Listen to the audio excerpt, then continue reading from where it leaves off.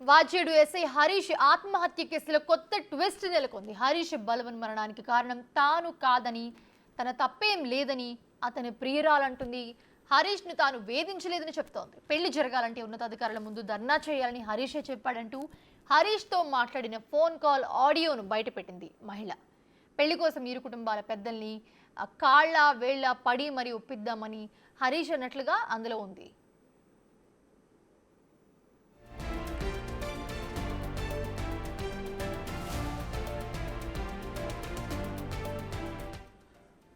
అయితే హరీష్కు వేరే యువతితో కుటుంబ సభ్యులు పెళ్లి నిశ్చయించారని, ఈ విషయం తెలుసుకున్న ప్రియురాలు అతన్ని బెదిరించడం వల్లే ఆత్మహత్య చేసుకున్నాడనే ఆరోపణలు వచ్చాయి. హరీష్ ఆత్మహత్యకు పాల్పడినప్పుడు ప్రియురాలు అక్కడే ఉండటం కూడా ఆ అనుమానాలు బలపడడానికి ఒక కారణమైంది. అయితే తనపై వస్తున్న ఆరోపణలను హరీష్ ప్రియురాలు ఖండించింది. కావాలనే కొంతమంది కుట్ర చేస్తున్నారని ఆవేదన వ్యక్తం చేస్తూ ఉంది.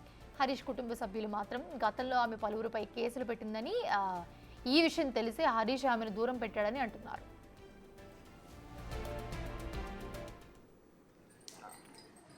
మన ఇద్దరు పెళ్లి కావాలంటే రెండు ఆ రెండిట్లో ఏదో ఒక మార్గం చూసి చేసుకోరు. ఇప్పుడు చచ్చిపోవన్నావు కదా, నా ఇష్టం అన్నావు కదా, అదే చూసి చేస్తా. రెండు విషయాలు, రెండిట్లో ఏ ఆప్షన్ చూస్ చేసుకున్నా ఖచ్చితంగా మన ఇద్దరు పెళ్లి అవుతుంది. ఏంటిది చెప్పినా కదా, ఏం చెప్పినావు? ఇప్పుడు నాకు వీడియో కావాలి, వీడు నన్ను మోసం చేసేందుకు ఇంత పెళ్లి కావాలనేసి కూర్చున్నా అంటే అవుతుంది. ఏడ కూర్చోవాలి నేను? మా ఆఫీసర్ దగ్గర కూర్చో, ఇక్కడ నా స్టేషన్ దగ్గర వచ్చి కూర్చో, మా ఇంటి దగ్గర నన్ను కూర్చో. రెండు, ఇష్టంతో చేసుకోవాలనుకుంటే మీ ఇంట్లోకి వెళ్ళి ఒప్పించి వాళ్ళని తీసుకుని వచ్చి మా ఇంట్లో మాట్లాడిస్తే నేను కూడా మా ఇంట్లో అప్పుడు ట్రై చేస్తాను ఒప్పించడానికి. సపోజ్ మా ఇంట్లో వాళ్ళు వచ్చిర్రు, మీ పేరెంట్స్ ఒప్పుకోలేదు, అప్పుడు నువ్వేం చేస్తావు? ఒప్పించడానికి ట్రై చేయాలి. ఉన్నది ఎందుకు ఇద్దరు? అరే అట్లా కాదు కదా, నా ఫ్యామిలీ నేను ఒప్పించుకుంటా, నీ ఫ్యామిలీ ఒప్పించుకో. మరి కాల్లో ఏళ్ళ పట్టుకొని ఒప్పించుకోవాలి. మా వాళ్ళు పట్టాలా? నువ్వు నేను దానికి రెడీ. మరి నువ్వు రెడీయా? మా వాళ్ళు అయితే పట్టరు.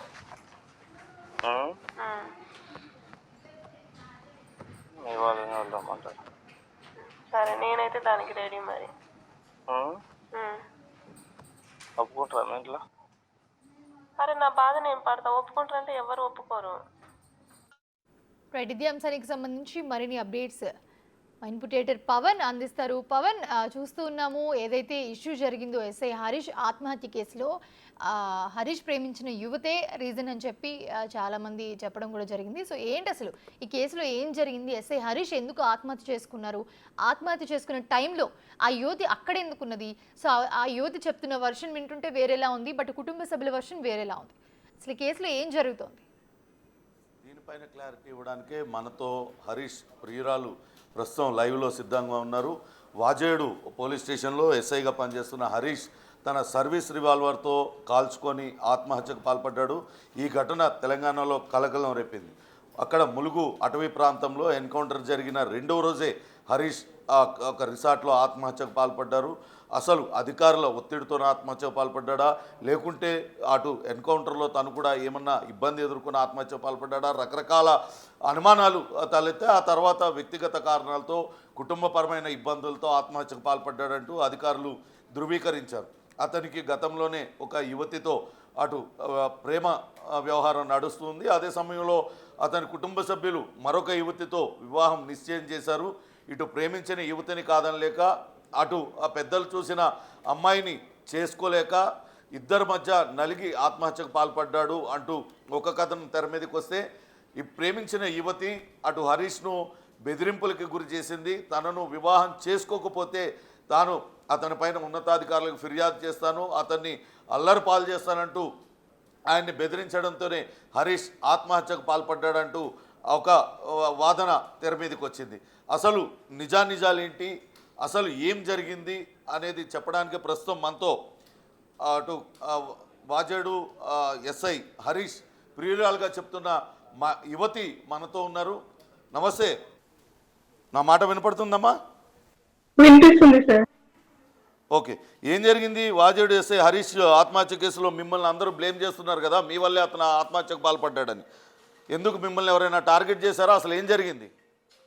నాకైతే టార్గెట్ చేశారని అనిపిస్తుంది సార్. కానీ మా ఇద్దరి మధ్య అలాంటి గొడవలు కానీ అలాంటి ఏమీ లేదు. మేము మంచితనంగానే మాట్లాడుకున్నాము. దానికి నాకు ఇన్‌స్టాలో పరిచయం అయ్యారు. తర్వాత లైక్‌లు కొట్టి అప్పటి వరకు నాకు ఎస్ఐ అని చెప్పేసి కూడా చెప్పలేదు. ఒక 1 మంత్ తర్వాత నాతో ఎస్ఐ అని చెప్పేసి అంటే, నాకు గతంలో జరిగింది సార్ నాకు ఇలా పొజిషన్ ఉంది. నన్ను అంతకుముందు ఇట్లా బ్లేమ్ చేశారు. నేను ఏ వేకెళ్తే బావుంటదని తన సజెషన్ తీసుకున్నా నేను. ఉమ్, అలా నాకు పరిచయం అయ్యాడు. పరిచయం అయిన తర్వాత ఒక 2, 3 మంత్స్ మాట్లాడిన 1 మంత్ మాట్లాడిన తర్వాత నాతో నేను నీకు లైఫ్ ఇవ్వాలనుకుంటున్నానురా నువ్వు అంత మంచిదానివి అని చెప్పేసి మాట్లాడిండు. సార్ మీరు ఒక ఎస్ఐవి నువ్వు నన్ను లైఫ్ ఇస్తే ఎట్లుంటది? ఈ రోజు కాకుండా రేపటి రోజున మనకి ఎలా అనిపిస్తుంది? నాకైతే అది మంచిగా అనిపిస్తలేదంటే లేదమ్మా అలా అని చెప్పేసి అన్నారు. అయితే తనకు ఫస్ట్ నుండి తను అందరికి హెల్పింగ్ చేసే నేచర్ ఉందని చెప్పేసి తర్వాత తను చెప్పాడన్నమాట. ఆ హెల్పింగ్ నేచర్ ఎన్నాళ్ళ ఒక నుంచి మీ లైఫ్ ఇద్దరికి ఎన్నాళ్ళ నుంచి పరిచయం ఇది? ఇప్పుడు ఇన్‌స్టా అయితే 3 మంత్స్ సార్. ఇప్పుడు మొత్తం మా పరిచయం 1 ఇయర్ అవుతుంది. ఉమ్, ఓకే. ఇప్ మరి అలా హరీష్ ఎందుకు ఆత్మహత్య చేసుకున్నాడు ఇప్పుడు మరి హరీష్? అసలు ఆ రీజన్ అనేది ఇంకా నాకు తెలియలేదు సార్. ఇంకా నేను షాకింగ్‌లోనే ఉన్నాను. తనకు మ్యారేజ్ నాతో అప్పుడు 7 మంత్స్ నుండి చాలా క్లోజ్‌గా ఉండేది. నాకొక లైఫ్ ఇవ్వాలనుకున్న పర్సన్ నాకొక లైఫ్ ఇవ్వాలని చెప్పేసి రమ్మని చెప్పేసి అన్నాడు. దానికి నేను కూడా యాక్సెప్ట్ చేశాను. మా ఇద్దరి మధ్య అప్పటి వరకు కూడా సరే అని తనకు వేరే సంబంధం ఫిక్స్ చేస్తున్నారు అని చెప్పేసి మనమిద్దరం చేసుకుందాం రమ్మని చెప్పేసి పిలిచాడు. పిలిచిన తర్వాత సరే మనం పేరెంట్స్‌ని ఒప్పించుకొని పెళ్లి చేసుకోవాలని చెప్పేసి నేనన్నాను. కానీ తనే నాకు వీడియో పంపించి మన మ్యారేజ్ ఇట్లయితే పేరెంట్స్ ఒప్పుకోవట్లేదు. మనం పోలీస్ స్టేషన్ దగ్గరకైనా వచ్చి వీడియో చెయ్యి. లేకపోతే సుపీరియర్ ఆఫీసర్ దగ్గరకైనా వెళ్దాము అని చెప్పేసి తనే నాతో చెప్పాడు. అప్పుడు నేను తనకేం చెప్పానంటే అంటే నేను ఉన్నతాధికారులకి తన మీద హరీష్ మీద ఫిర్యాదు చేయమని హరీషే చెప్పాడా మీకు? ఫిర్యాదు అని చెప్పేసి మేము మాట్లాడుకోలేదు సార్. ఇలా చెప్తే మా పేరెంట్స్ అక్కడి నుండి పిలిపిస్తారు. మనం వెళ్లి అక్కడ చేసుకోవచ్చు అని తను నాకు సజెషన్ చెప్పారు. ఉమ్. దానికి నేను అక్కడి అంటే వరకు ఇంట్లో వాళ్ళ మీద ప్రెషర్ తీసుకురావడానికి మీరు వెళ్ళి ఉన్నతాధికారులకు చెప్పండి హరీష్ నేను ప్రేమించుకున్నాం అప్పుడు కుటుంబ సభ్యులు ఒప్పుకుంటారని మీకు చెప్పాడు హరీష్. చెప్పారు. దానికి నేను యాక్సెప్ట్ చేయలేదు. ఈ రోజు మనం ఇలా అని చెప్పేసి పెళ్లి చేసుకున్నా కానీ రేపటి రోజున నీకు సుపీరియర్ ఆఫీసర్లు నిన్ను ఎలాగో చూస్తారు.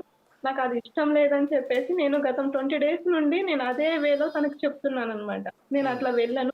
నీకు ఇష్టమైతేనే చేసుకో, లేకుంటే నీ లైఫ్ నీది, నా లైఫ్ నాది అని చెప్పేసి నేను మాట్లాడాను. అది కూడా తనతో అంత క్లారిటీ ఇచ్చాను. వాళ్ళ బ్రదర్ మేము ఇద్దరం రిసార్ట్‌లో ఉన్నప్పుడు వాళ్ళ బ్రదర్ వచ్చారు. వాళ్ళ బ్రదర్‌కి కూడా నేను ఇదే మాట చెప్పాను. తను పెళ్లి చేసుకొని తను హ్యాపీగా ఉన్నా పర్లేదు. మేమిద్దరం మేమిద్దరం చేసుకోవడానికైతే నేను యాక్సెప్ట్ చేయట్లేదు. పేరెంట్స్ ఒప్పుకుంటేనే పెళ్లి చేసుకుంటా అని చెప్పేసి కూడా నేను వాళ్ళ బ్రదర్‌తో కూడా చెప్పాను.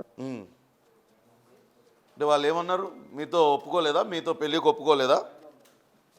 హరీష్ ఒప్పుకున్నారు. కాకపోతే నాకు 1 మంత్ టైం అవతల అమ్మాయికి మేము ఆన్సర్ చేయాలిరా అని చెప్పేసి బ్రదర్ చెప్పాడు. హరీష్ నాకు 1 మంత్ టైం మేము ఈ నైటే చేసుకుంటాము అని చెప్పేసి తనతో చెప్పాడు. ఈ నైట్ వరకే మేము పెళ్లి చేసుకుంటాము. తను నన్ను నమ్మి వచ్చింది.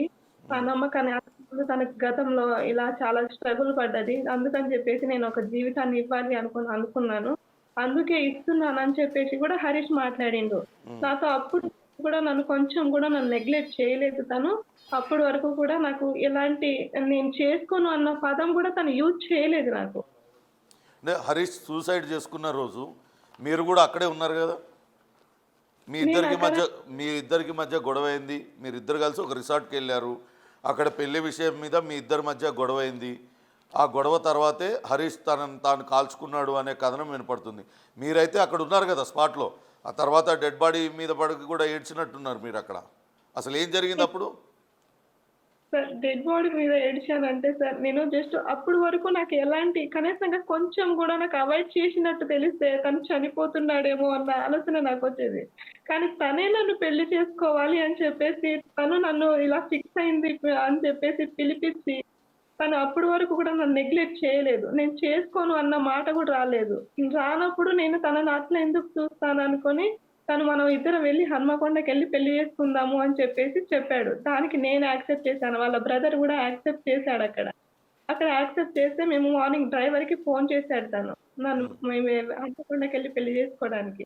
నువ్వు అక్కడ తను లాస్ట్ మొమెంట్‌లో ఏం చేశారంటే నువ్వు ముందుకెళ్ళు నేను వెనకాల నుండి వస్తా అని చెప్పేసి అన్నాడు. అప్పుడు నేనేమన్నానంటే ఈ టైం లాస్ట్‌కి పెళ్లి చేసుకునే టైంలో కూడా నన్ను ముందుకెందుకు పంపిస్తున్నావు అని చెప్పేసి నేను లోపల నుండి బయటికొచ్చేసిన. బయటికొచ్చి కార్ దగ్గర నేను నిల్చునేసరికి ఏం చేసిందంటే అప్పటి నుండి నాకు డోర్ ఏసిన సౌండ్ వచ్చింది. ఒక 1 మినిట్, 2 మినిట్స్ టైం ఆగిన నేను. ఆగిన తర్వాత డోర్ ఏసిన సౌండ్ వస్తుంది. మళ్ళీ ఇప్పుడే లోపల నుండి బయటికొస్తా అని చెప్పేసి సౌండ్ ఎందుకు వచ్చిందని చెప్పేసి నేను అప్పుడు డోర్ కొట్టిన. ఆ డోర్ ఎంతసేపటికి తీయలేదు తను. అంతలోనే రీస్టార్ట్ ఒక అబ్బాయి వస్తున్నాడు. తను ఒకసారి డోర్ తీయరా అని చెప్పేసి నేను అడిగిన తర్వాత ఆయన వచ్చి డోర్ తీసాడు. డోర్ తీసేసరికి అక్కడ శవమై ఉన్నాడు. దానికి నేను అక్కడి నుండి రావాలా, తను నన్ను అంతగా ప్రేమించిండని చెప్పేసి నేను అక్కడే ఉండాలా, నాకు ఏం అర్థం కాలేదు అసలు. నాకు కొంచెం కూడా తను నెగ్లెక్ట్ చేసినట్టు ఎక్కడా అనిపించలేదు తను. డోర్ తీసాడా మరి? తను తీసాడు. అబ్బాయి వచ్చి డోర్ తీశారు. అక్కడ తీసాడు ఒక 3-4 మెంబర్స్ వచ్చి అందరూ ఆ బాయ్స్ అందరూ వచ్చి అక్కడ తీసేసరికి నేనున్నాను, అక్కడ వాళ్ళున్నారు.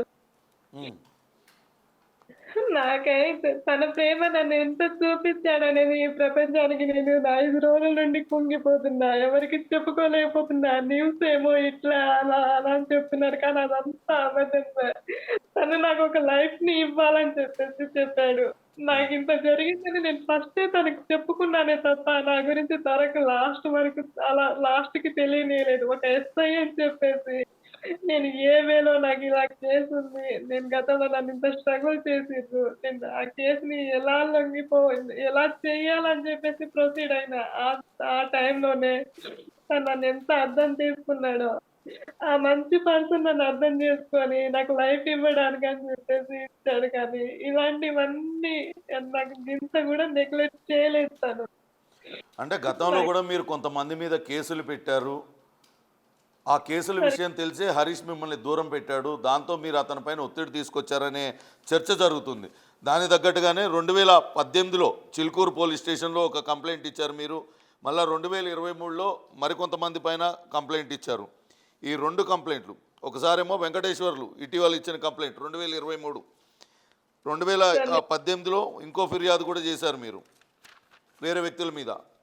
ఈ ఫిర్యాదులు వీళ్ళందరూ ఎవరండి వీళ్ళు?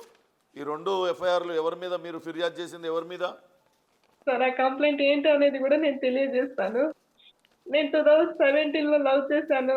కానీ నన్ను మోసం చేసేసరికి నేను అది కంప్లైంట్ చేసుకున్నాను సార్. నేను ఒక గిరిజన కుటుంబంలో పెరిగిన దాన్ని నెగ్లెక్ట్ గా చేసుకొని హయ్యర్ క్యాస్ట్ వాళ్ళు నన్ను నెగ్లెక్ట్ చేయడం చూశారు. నన్ను చిన్న చూపు చూడడం చూశారు. అప్పటి నుండి నేను ఎక్కడో హైదరాబాద్ లో ఉండేది. వాళ్ళకి ఒక్కొక్కళ్ళకి 50 years 40 years ఉన్నారు. వాళ్ళతో నన్ను కంపారిజన్ చేసుకొని అప్పటి నుండి నన్ను ఇబ్బంది పెట్టడం చేశారు. నువ్వు ఇట్లా చేసావు కదా, ఇట్లా కేసు పెట్టావు కదా, నీ లైఫ్ ఏముంది, మేము డబ్బులు ఇస్తాము ఈ కేసులు మీరు పెట్టిన విషయం హరీష్కి తెలుసా? గతంలో ఇట్లా జరిగింది, మీరు ఎవరినో ప్రేమించి మోసపోయారు, వాళ్ళ పైన మీరు ఫిర్యాదు చేశారు అనే విషయం హరీష్కి తెలుసా? ఈ విషయం మీద నాకు ఫస్ట్ పరిచయం అయ్యారు సార్. పరిచయం అయిన తర్వాత నేను ఎస్ఐ అని నాకు తర్వాత చెప్పుకున్నాడు. ఒక 1 month తర్వాత చెప్పుకున్నాడు. అయితే నేనన్నా, సార్ మీరు ఇలా ఎస్ఐనా, కానీ నాకు ప్రాబ్లమ్స్ ఇలా ఉన్నాయి, గతంలో నేను ఇట్లా లవ్ చేసిన, అది కేసు పెట్టాను సార్. తర్వాత ఇలా వీళ్ళందరూ వాళ్ళ హయ్యర్ క్యాస్ట్, మేము గిరిజనం, అది ఇలా మేము తండాలో ఉంటాం సార్. దాన్ని నెగ్లెక్ట్ చేసుకొని నన్ను ఇట్లా చూడడం నాకు నచ్చలేదు. అలా నచ్చకపోవడంతో నన్ను ఇట్లా చేస్తున్నారని మళ్ళీ నేను కంప్లైంట్ చేశాను సార్. నక్కులన్నీ తిట్టడం అలాంటివి చేయడంతో నేను కంప్లైంట్ చేశాను. ఆ చిలుకూరు పోలీస్ స్టేషన్ లో ఒక ఎఫ్ఐఆర్ కోసం నేను 7 months తిరిగిన, కోర్టు చుట్టూ తిరిగిన. ఇవన్నీ ఇంత నెగ్లెక్ట్ ఎందుకు చేశారు? పోలీస్ డిపార్ట్మెంట్ లో అంత దౌర్భాగ్యం ఉంటుందా సార్? మీ సైడ్ అంత మంచిగా చేస్తున్నారు, మా కోలాడ పోలీస్ స్టేషన్ వాళ్ళు ఇంత నెగ్లెక్ట్ ఎందుకు చేస్తున్నారు అని చెప్పేసి తనకి చెప్పుకున్నా నేను. చెప్పుకున్న తర్వాతనే అప్పుడు నువ్వు ఇంత స్ట్రగుల్ పడ్డావా, ఇంత చేసావా, నీకు ఇంత మంచి నాలెడ్జ్ ఉందా అని చెప్పేసి తర్వాత నుండి నాకు మంచిగా మాట్లాడి పిల్ల అమ్మాయి నువ్వు ఇంత స్ట్రగుల్ పడ్డావు. నీకు ఒక లైఫ్ ఇస్తాను. నన్ను పెళ్లి చేసుకుంటావా అని తను అడిగాడు. ఆ వాట్సాప్ చాటింగ్ కూడా మా ఫోన్‌లో ఉన్నాయి సార్. ఇప్పటికి ఉన్నాయి. ఉమ్, నా నేనంతా ఫోన్‌లో మెసేజ్‌లో కూడా నాకు జరిగిందంతా ఇన్సిడెంట్ అంతా నేను మెసేజ్‌లో చెప్పాను తనకి. ఉమ్. ఫోన్ కాల్స్‌లో చెప్పాను. హరీష్ మెసేజ్‌లో కూడా హరీష్ ఆత్మహత్య చేసుకున్న రోజు అతను కాల్చుకొని సూసైడ్ చేసుకున్న తర్వాత అసలు ఏం జరిగింది అక్కడ?